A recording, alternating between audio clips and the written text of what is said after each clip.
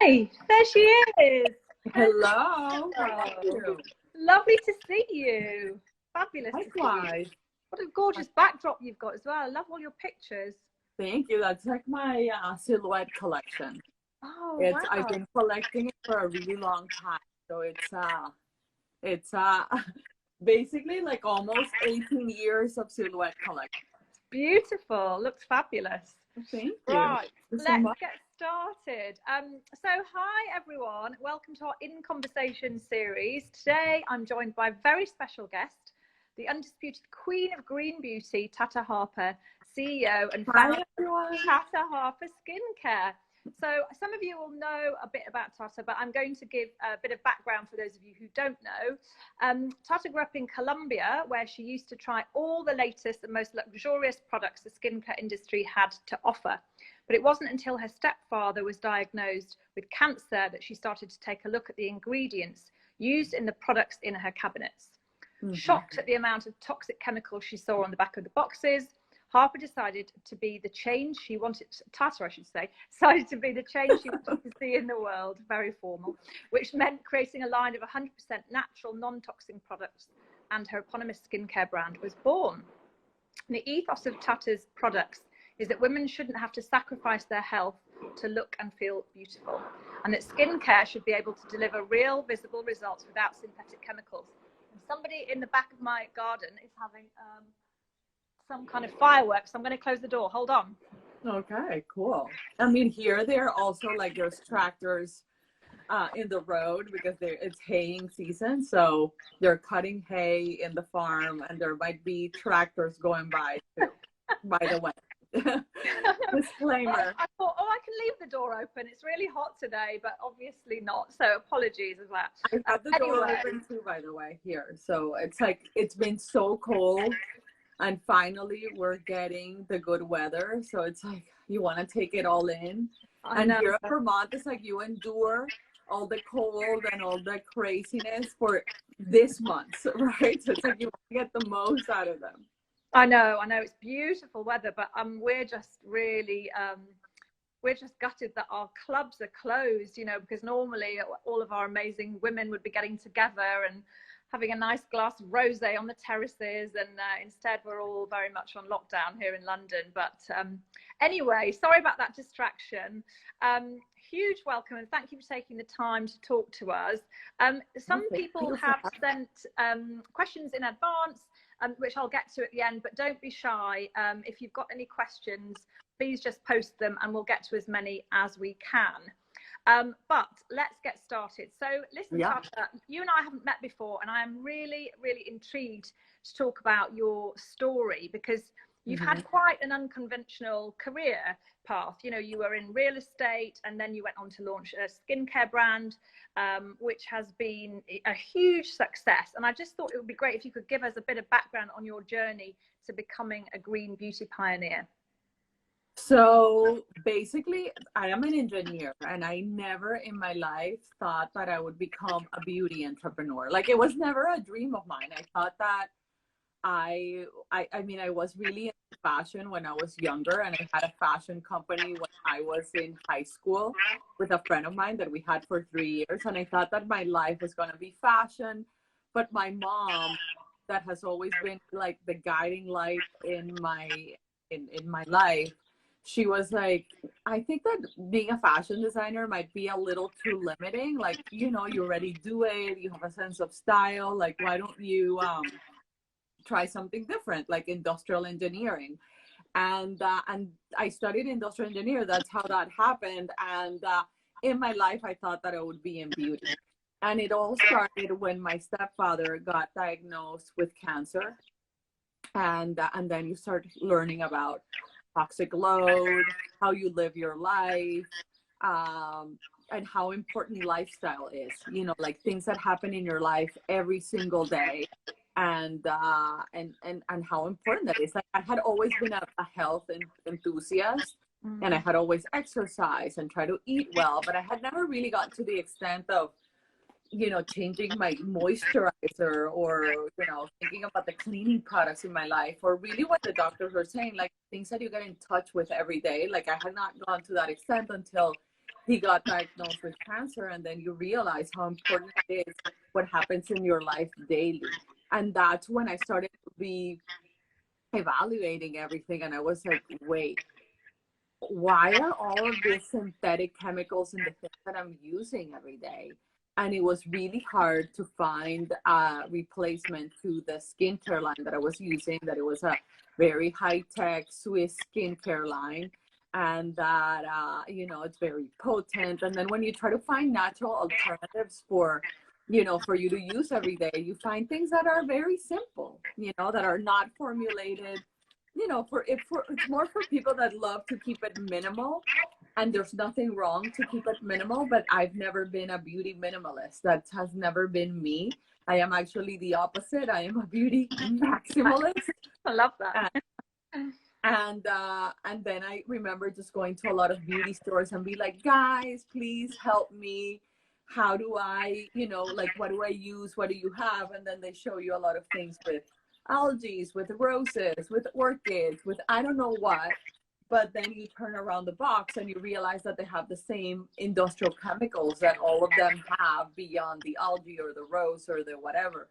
And that's when this whole interest came about. And I honestly, I don't know where the inspiration came from. Like, I've always been very passionate about beauty because the women in my family have always been beauty lovers. My grandmother, my mother, my aunts. And growing up in Colombia, that culture just in general, like, sees beauty as a way of taking care of yourself, not necessarily like a chore or something annoying that you have to do every day.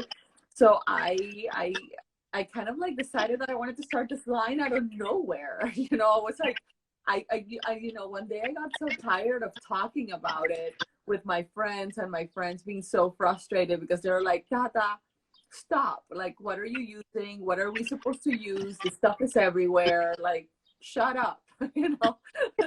And I'm like, you know what? I'm actually going to try to do something about it. And that's how it started. But so many entrepreneurial journeys start with some kind of catalyst like that. And obviously it was your stepfather, and you're obviously curious anyway, and you've got that sort of scientific mind. And then I guess it snowballs from there because you start feeling passionate about it because you see that there is nothing in the market. And I mean, that's how great businesses start. But you were quite an early pioneer in this field. And I've read that you were told that, you know, it wasn't really possible to preserve natural ingredients. So you would find it extremely difficult, but you didn't kind of let that stop you. Why don't you talk to us a little bit about that? I mean, to say that it's just about the preservative system, it's really like a very, you know, a very small piece of everything I had to go through. I mean, I honestly, like, I listened to my gut, and I was really, I thought to myself, like, there's a reason why I am so compelled to make this a reality. You know, it's like, there's a reason why I have this desire. I don't know if you guys ever feel this way, that it's like, there's a reason why I, like, maybe this is my calling in life. I honestly felt that there was a calling there. And I said to myself, you know, if I'm not good at this, then I'll go back to real estate, you know, or I'll do something else. I've always, you know, I've never been afraid of taking risks. You know, I'm always responsible, and I don't want to do anything reckless and irresponsible. But, you know, like, I've always been someone that is up for challenges. And I had a very basic business plan, and but it took 5 years. It took it took much longer than I ever thought that it would be. And it was faced with challenges and obstacles, not just with the preservation system, but all the way around, you know, like, and then, you know, it was 5 years of meeting with skin biologists, with aromatherapists, with herbalists, with botanists, with a lot of green chemists, you know, with a lot of people from the industry, because I wasn't from the industry. And how do you start an skincare company? And what I realized is that, you know, a lot of the challenges, once you do it, they were more psychological and cultural than technological, because, you know, you can make things happen. You just need to be preserve and be able to, you know, persevere, and be able to, like, make things a reality. But we had to, like, re-engineer the way that you formulate products, not only the preservation system, but the emulsification system, the gums, the thickeners, the stabilizers, actives, like, a lot of beauty was just about, you know, and even today, a lot of beauty is just about a base with, you know, vitamin C or like hyaluronic or just like one active ingredient. And it's like, I felt that that was a little, how do you say, lousy? I'm like, why does it Yeah. need to have like one ingredient when you can have so many things? And then after I spoke with all these experts, you realize that your skin needs much more than vitamin C and hyaluronic acid to be at its peak capacity, right? Like vitamin C is not the end all be all of skincare. It's just like an amazing antioxidant that also helps brighten the skin.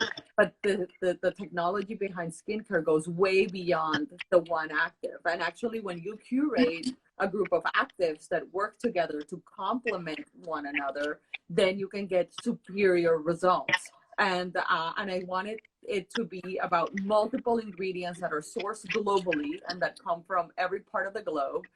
And I also wanted the products to have zero synthetic chemicals, which was extremely challenging because we were trying a lot of ingredients that were really obscure at the time. Like no one knew that this wax from olives is a replacement for pegs, synthetic pegs to emulsify a product, or a lot of people didn't know that this gum from this tree in Senegal was actually great to help thicken instead of this other synthetic alternative that it's what the industry's been using forever.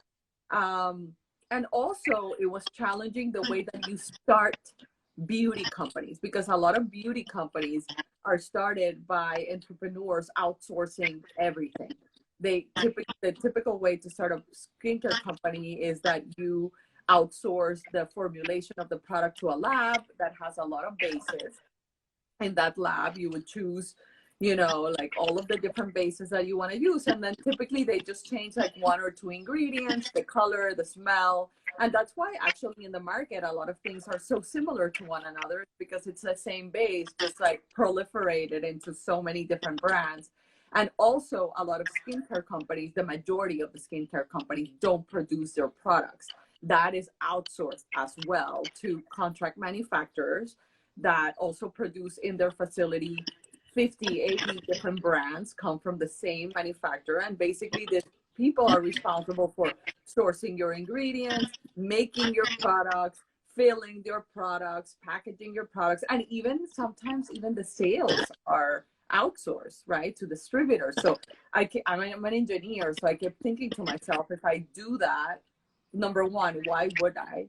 Right? Like, why would I want to outsource the most important part of my business, which is being able to create products that are unique to my clients, that are not just like a replica of a million things that are out there. And number two, why would I not want to create my products and knows how to produce my products? You know, it's like if you go to a bakery and it's like you think that the bake, you know, like those people are the ones baking the bread, making your bread, they're their original recipes, and then you realize that they're not.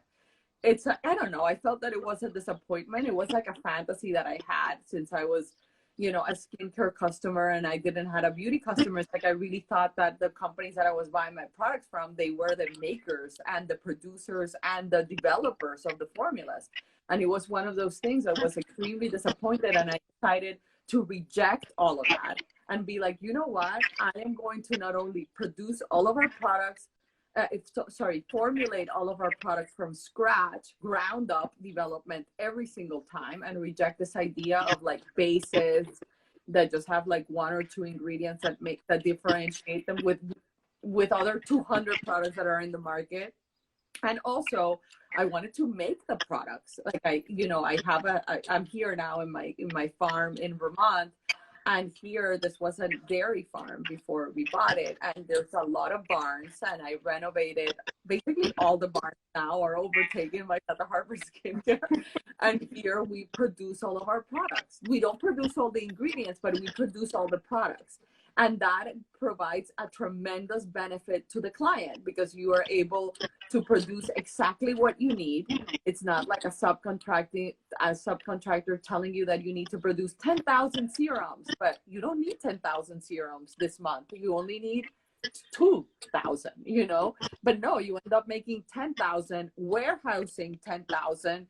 Who knows by what time that gets to stores, and then by the time that gets to your clients, they're really not fresh, really not super in their peak potency, and really you know, I don't know, I wasn't in agreement with any of that. There's nothing wrong with that. I just thought that it really didn't work for what I wanted to do. And that's why we produce everything here. Like, we make the creams, we fill the bottle, you know, we fill the creams in the bottle, we package them. Basically everything ships from this farm to stores or to your house. It's incredible because you can tell that you are hugely passionate about what you do. And I mean, look, I worked in the media for many, many years, and I know that the industry is dominated by some very, very big players. How easy was it to sort of break into the industry? And do you think actually being effectively an outsider helps you come at it with a completely fresh perspective? And is that useful? I asked the question because, you know, when Debbie and I started AllBright, there were lots of people who said, well, you can't, what do you know about the hospitality industry? And we thought, well, we're a customer, you know, we're creating what we would like. And in some ways, I'm sure we made loads of mistakes and loads of sort of shortcuts had we been industry veterans that we would have been able to make. But in a way, I sometimes think that naivety, if you like, and fresh approach helps you sort of shift the whole paradigm and think. I actually think that it's like almost like a necessary requirement for all entrepreneurs to have a healthy dose of ignorance. Because if you know in advance all of the challenges that you're going to face, you might not start doing this stuff. You know, you might get discouraged or you begin. So being ignorant and everything that you're going to encounter, I think that it's really important, because maybe you don't do it at all. And I honestly was so compelled with what I was doing and so in the weeds of the making of the product, because, you know, like, we are a product company. Like, we're not like a marketing company, you know, that produces skincare. Like, we actually are a real skincare company. You know, I thought that was like what I focused on. It's like, I am here to make products for a group of people that are underserved. I feel that skincare has been marketing a single point of view for 50 years, that synthetic chemicals are the only way to go, and it's the only thing that gives you results, and that a lot of things that were natural, you know, they were formulated with this idea that they wanted things to be natural, and that's it. But when you buy skincare is all about giving you results. So if you don't give results, you're not a good skincare, right? Like, being natural alone is not enough for you to buy anything, you know, like, it needs to also fulfill the basic role of what you're buying, right? So I just thought, like, listen, I'm doing something that it doesn't exist. And still to date, there's not, even in this world of clean beauty, there's not a lot of products like us that have unique formulas, that also include global technology and technology from multiple parts of the world in one product, with this idea that you don't have to buy 10 different products to cover your bases, because one product does many, many different things for you.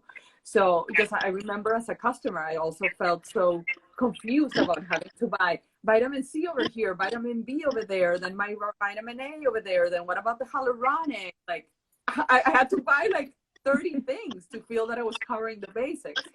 And I think that by creating products that really are super potent, that deliver results, was very important. And that also, with the creation of the product, like, you're not damaging the environment. You know, I think that was the other thing that was really important for me. It's responsibility in that front. Even before sustainability was a thing, like, you know, we've been doing sustainability since we launched, because I am passionate about sustainability, and I think that my customers are too. And they're just like they're not expecting, you know, the products to pollute their bodies, they're also not expecting the products to pollute the earth. So to be able to have a company that is responsible has always been like very, very important for me, because I always think that it's also very, very important to my clients. And we are a byproduct of the wellness movement. You know, like, if the wellness movement didn't exist the way that it exists today, encompassing such a wide area of your life, we wouldn't be around, right? So But you were ahead of the game. I mean, you really were. And now there are, you know, the industry and I think the consumer is moving with you. But, you know, the comments I can see coming up here, you've got a lot of very passionate customers and brand advocates. Thank I mean, you. there's so much coming up here. You know, I love you. I love you. That's what makes it all worthwhile, you know, to me. Because honestly, what we do is 10 times more difficult, or maybe 20 times more difficult than just slapping a label and creating, you know, coming out with a new formula that's already in the market made from a base. But to do it all from scratch, buy ingredients that are all natural and that are also renewable and that are fair trade, and you know, because sometimes we also get excited with the inexpensive things, but then when you realize what it actually takes to make things that cost like $29.99, you're like, well, what are the consequences of all of that? People don't get paid what they're supposed to get paid. Things are not as sustainable as they should be. Things are not as good for you as they could be, et cetera, et cetera. So I think that you know, all, you know, having that appreciation from my clients makes it all worthwhile for me. Yeah. Well, listen, I'm going to come on to some questions from the audience, but I just need to ask you, because you said that, you know, you like to simplify things and you don't have to buy 10 things when one would suffice. If we were going to buy one product from your range, what should we be buying? That's a hard question, I know, when you've got I hate that question because it depends on your skin type and your goals, right? Like I don't know if there's just like one thing. My desert island product is the serum that it's called Elixir Vitae. But I am going to be 45 this summer. You know, like I need all the anti-aging that I can get. And that is our most potent serum. I actually have it here. Yeah, show us. It's this one, Elixir Vitae. Okay, yeah. Right. This product is like your daily dose.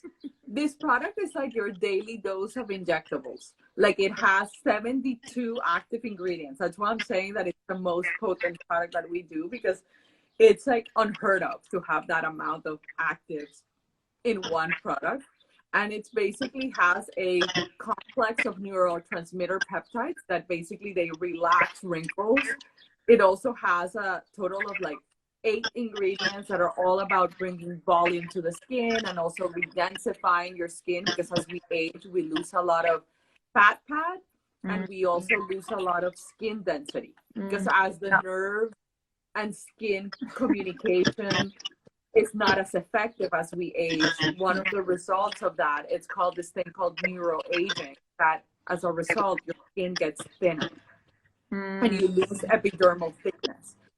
And then on top of that, it has another 50 something ingredients to help, from collagen stimulation, antioxidants, vitamins, minerals, antioxidants. I mean, you name it. It's like the most comprehensive product that we have for anti-aging. So amazing. If you are like looking for the best anti-aging product that exists, that's that. I love it. Okay, I'm going to come on to some of these questions. Otherwise, I'll hog you all evening and then I won't get to the questions. What is the best thing you've learned since being a founder? What is the best thing that you've learned since being a founder? Or maybe a that pass on might be easier. That your clients' interests are the most important thing. You know, keeping like that you have your client at the center of every decision that you make, and that also you just don't make more of the same, but you make a product that makes people's lives better. I think that that's probably like one of the most important advices that I have if anybody wants to be an entrepreneur, not only in skincare, but whatever you want to do, is to make sure that you have a product that is different than everything that is out there. So there's a reason for you to be doing what you're doing, right? We don't need more vitamin C serums. We don't need more CBD products. There's enough out there. It's like, do something that is unique and do something that makes the life of the people buying your product better, so you're elevating their quality of life. Yeah, great advice. Great advice. I've used products with natural ingredients before and had a bit of a breakout. I was told it's because of the active ingredients and it will calm down after a while. Is this true?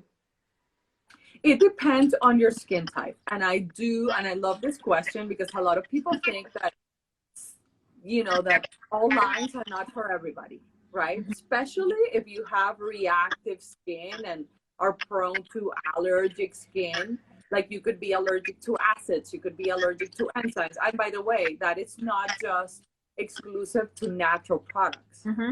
You know, like that goes also for synthetic products. A lot of people are allergic to acids, are allergic to peels, are allergic to retinols. Mm-hmm. The things is that a lot of natural things also have allergens. And I think that the best thing to do is to, when you're trying natural products, always the advice that I give my clients is that never take a head first approach, right? Like I'm going to dive right in and I'm going to buy everything.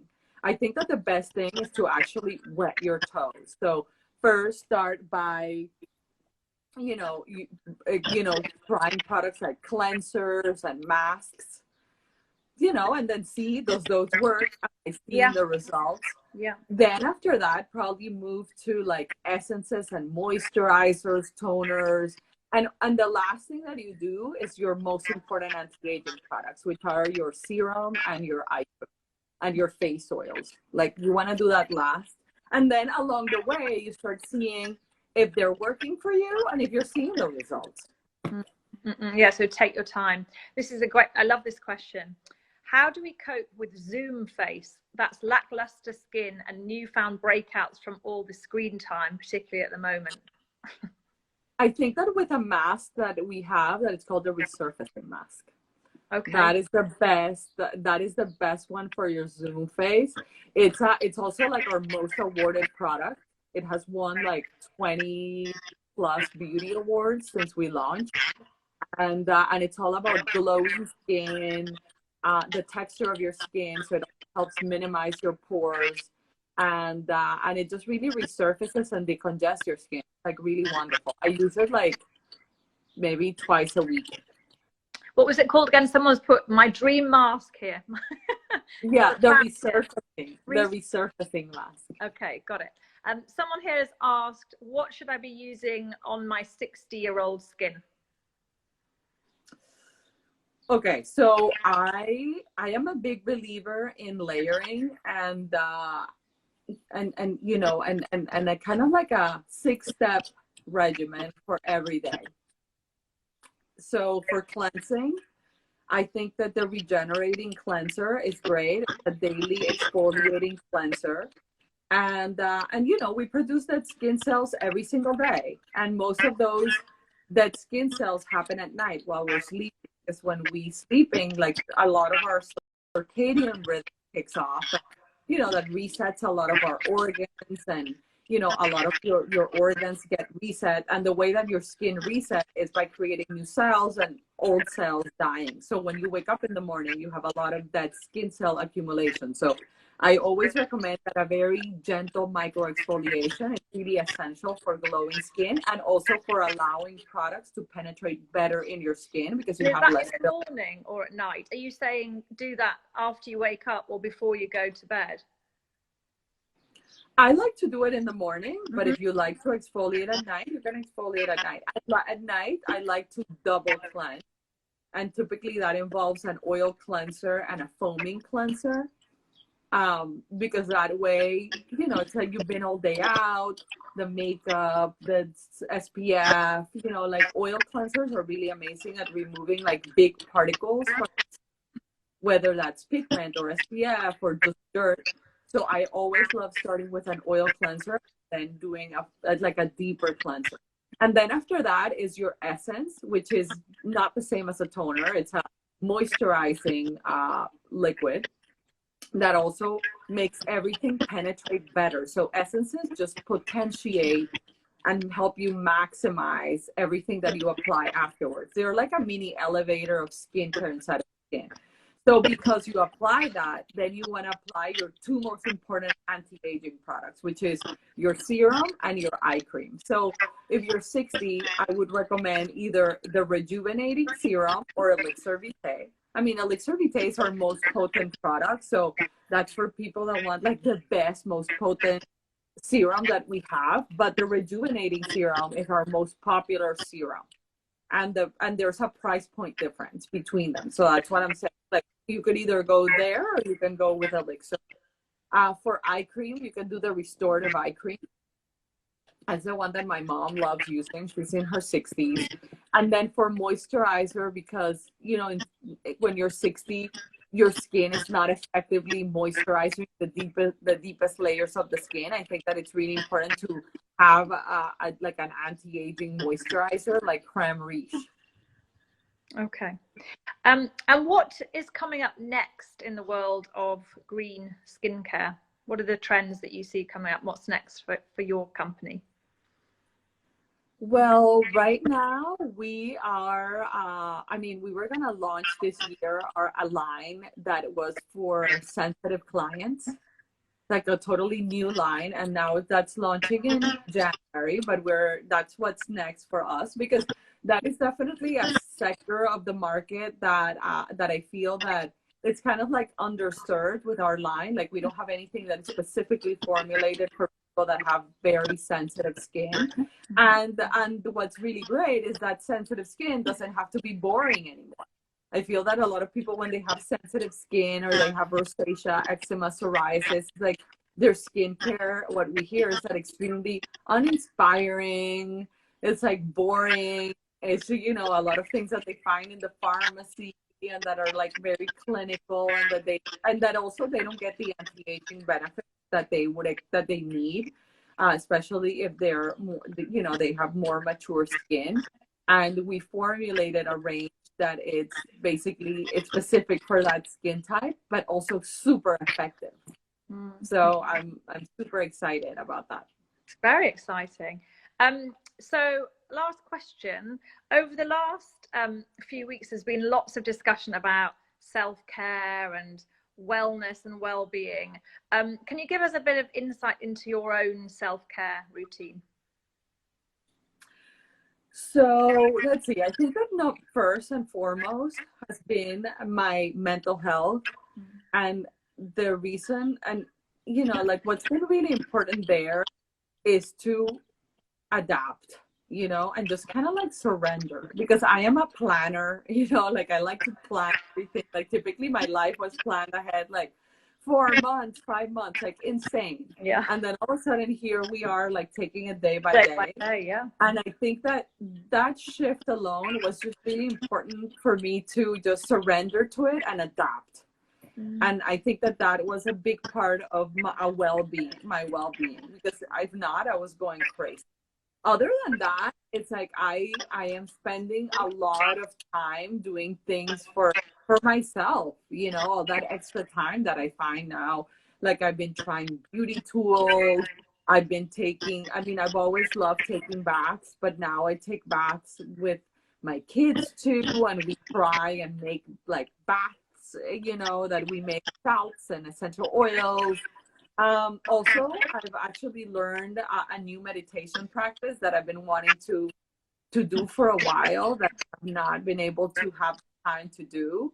So I've been dedicating time to that. And I've been also like redecorating my house. And that has been it's been like therapy for me, like not redecorating, but moving furniture around. And like we're hearing at the farm that it's been, you know, like the kids' rooms were, since they were like tiny, but then now they're tween, you know, like they're in those pre-teen years where they all want their own room. So doing a lot of that, gardening. I've been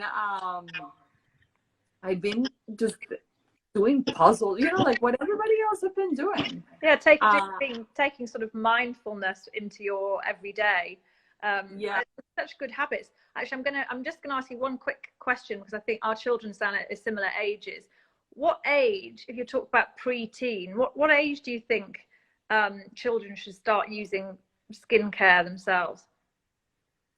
I think that I have an 8-year-old girl, that's my youngest, and she cleanses and moisturizes every day. And I think that more than anything is to get them in the habit of taking care of their skin. It's like similar to exercising.